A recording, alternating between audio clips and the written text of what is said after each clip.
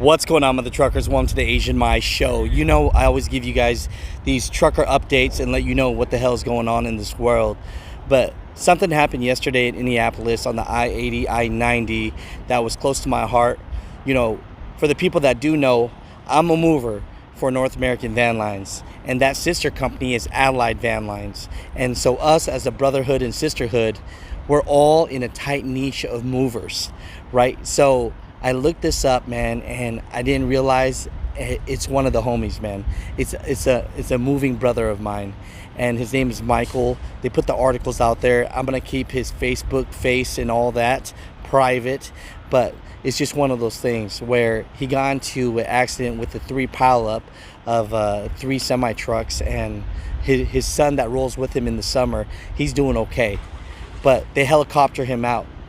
But the crazy part about it, man, is he was stuck in the cab, and as he was helicoptering out, you know, the people that went to check on the accident, his legs are in the cab, people.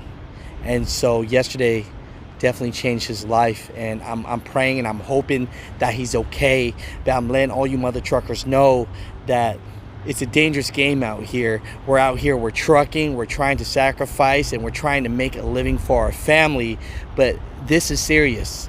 So just try your best to be careful out here. Try to pay attention.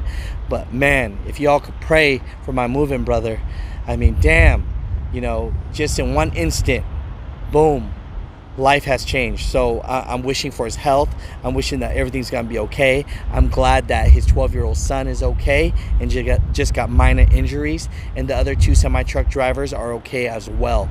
But you know, prayers out there for him, please. Put the heart emoji. Man, I love you, Mike, man. I've seen this man on the road at truck stops, and we're a small community, so we all know each other. Even though we might not all be close, we all know each other, because we all struggle and do the same thing.